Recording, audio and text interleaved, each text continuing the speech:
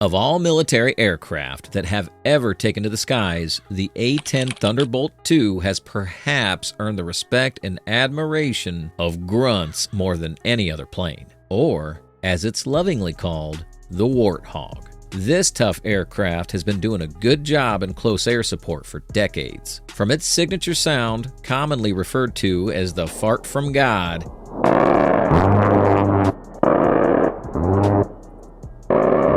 this is an aircraft both revered by those enemies whom it haunts and loved by those whom it covers under its wing. But what made this plane so special? What are some of the experiences of the men who have flown it? And what is to become of the A-10? Let's take a ride through history, stories, and the legacy that are the A-10 Thunderbolt II.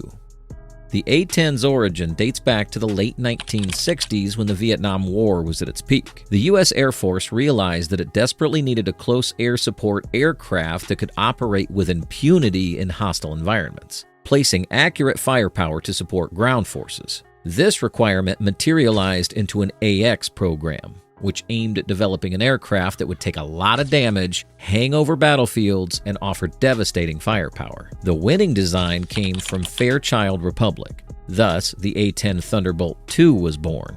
Named after the World War II era P-47 Thunderbolt, the A-10 came into service in 1977. Its design was quite radical. Straight wing configuration for better maneuverability at low speeds, twin turbofan engines mounted high on the fuselage to reduce vulnerability, a titanium bathtub cockpit to protect the pilot, and so on.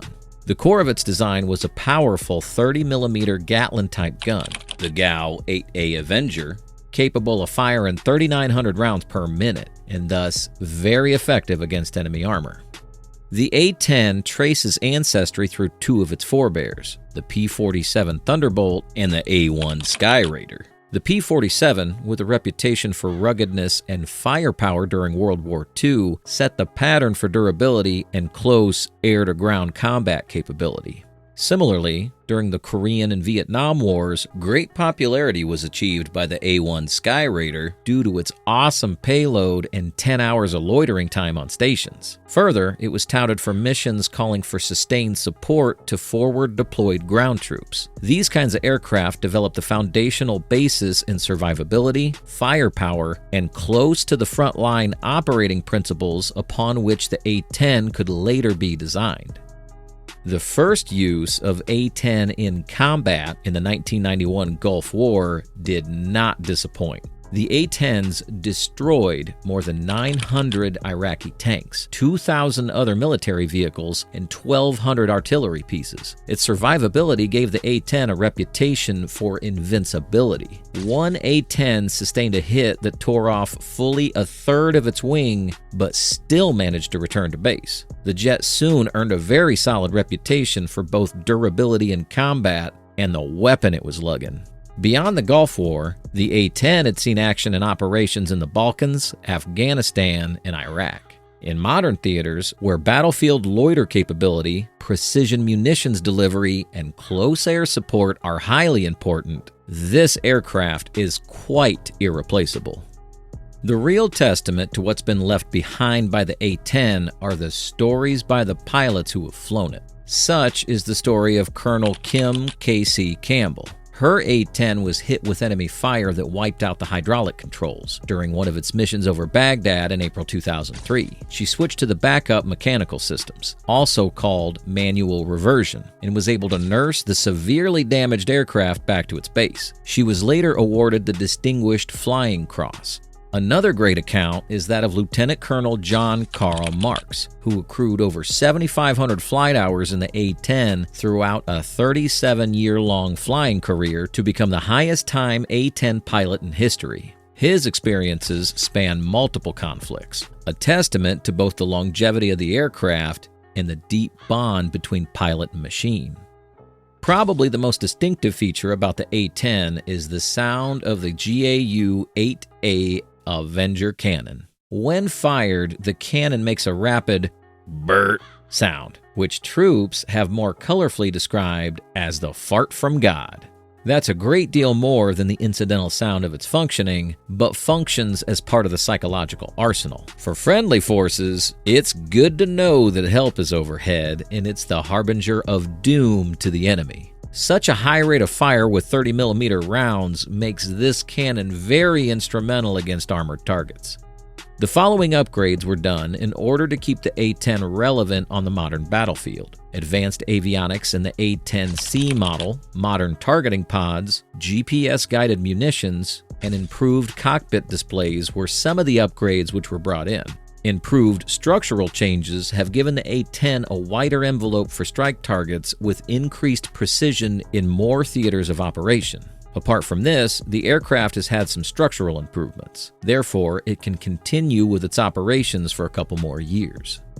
Carrying its history with it and delivering all that's asked of it, the future of the A-10 has been the subject of hot debate. Several times, the U.S. Air Force has put forth plans to retire the A-10 in favor of more advanced multi-role aircraft such as the F-35. As cited often, the reason is the A-10's vulnerability within high-threat environments that are predominantly characterized by the modern air defense system. However, these proposals have bitterly been fought by both Congress and the military community. For ground troops and A-10 boosters, no plane will ever replace the Warthog in close air support. Its survivability, time over the battlefield, and firepower cannot be matched by any other aircraft, especially in low-level conflict situations. Capability to function from unsophisticated airfields and providing immediate support for the ground forces is also unmatched, which certainly makes it a very critical asset in situations of counterinsurgency and asymmetric war.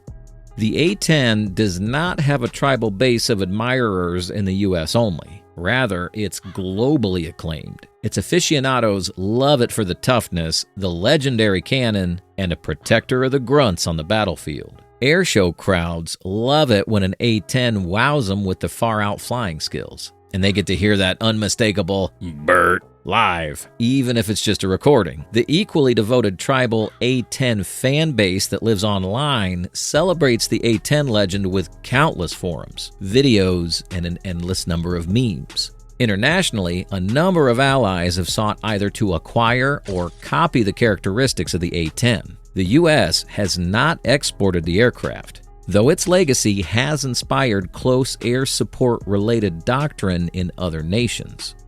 As enviable as its record is, the A-10 is by no means flawless. Advanced anti-aircraft systems and drones present an increasingly complex threat to this aircraft in modern warfare. It'll have to evolve with the introduction of new technologies if it's to keep being relevant, let alone integrating with next-generation platforms. Efforts also try to upgrade the A-10s with modern sensors, electronic warfare capability, and precision-guided munitions, so they're capable of operating efficiently in contested airspace and conducting the same close air support missions. Fully appreciating the impact of the A-10 requires listening to the voices of those it has protected. Ground troops often say they can tell when the Warthog's overhead during critical parts of a fight. One Marine described the sound of the GAU-8 cannon as the sweetest music you'll ever hear when you're pinned down and need help. Another soldier recalled how an A-10's precision strikes turned the tide of a firefight, allowing his unit to escape an ambush unscathed. These accounts are a testimony to the bond between the A-10s and the forces they supported, something undefinable, life-saving, an angel watching over them at that point in time.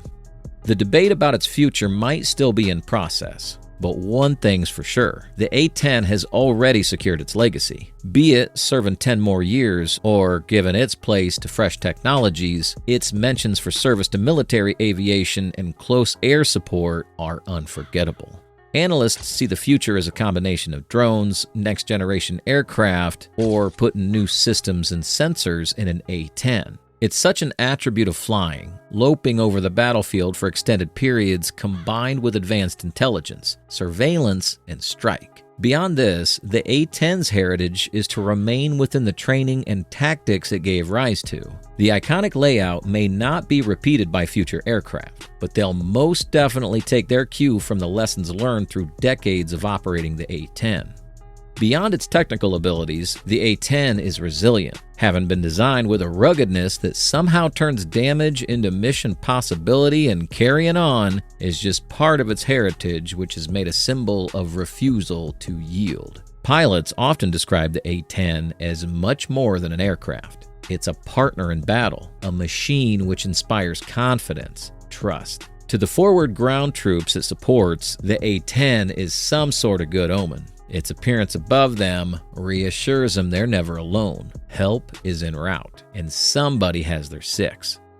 But the A-10 Thunderbolt II was and is far more than just an airplane. A template on how to make machinery answer the call of mission and safety for those served. The development of the A-10 influenced not only other air support platforms, but the very philosophy of how to design combat aircraft in specific roles. While the trend in military aviation is toward multi-role aircraft, such as the F-35, the A-10 underlines the beauty of specialization. Dedicated platforms optimized for a particular mission often can outperform their more generalized counterparts in those critical scenarios. This debate, specialization versus multi-role flexibility, continues to shape discussions around future combat aircraft development.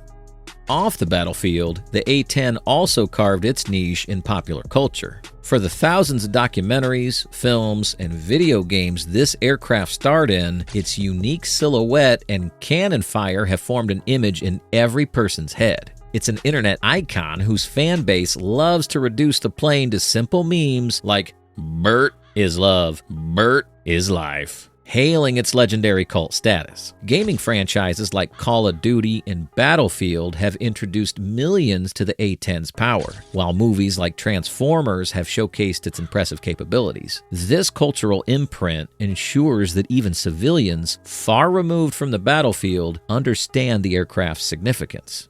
But behind the A-10's unparalleled success are thousands of nameless maintainers and ground crews who have given tireless devotion. It takes precision, skill, and an unrelenting quest for perfection to keep a plane as accomplished and mission-capable as the Warthog up in the air. In preparation for each good sortie, some unsung heroes get the plane ready to fly. There are loads of stories about maintainers working through the night, patching bullet holes, replacing damaged parts, and doing the rigorous checks needed for sending the A-10 back to fight. Their work epitomizes teamwork, camaraderie, the very definition of military aviation.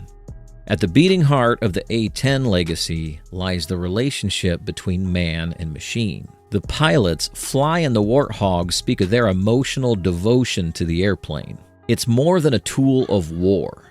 It's a friend. The bond is similar to the bond between the A-10 and the ground troops it protects. Many veterans have related that just the presence of an A-10 overhead gave them the courage to continue on. In the most desperate of circumstances, it's a machine that one feels loyalty towards, is thankful for, and yes, even love is a trait very rare in military technologies. It'll live on, even when it finally does retire from active service. Already, its story is preserved for future generations to marvel at a design whose sole purpose it was to protect lives. They've gone on displays in museums across the world. A-10s are also used to stir a sense of awe and wonder at air shows across the country. Lessons learned from the A-10's development continue to be part of the young aviator's syllabus on how mission effectiveness and survivability transcend everything else. And these lessons are going to influence not just the next generation of military aircraft, but the way militaries think about the balance between technology and practicality all over the world.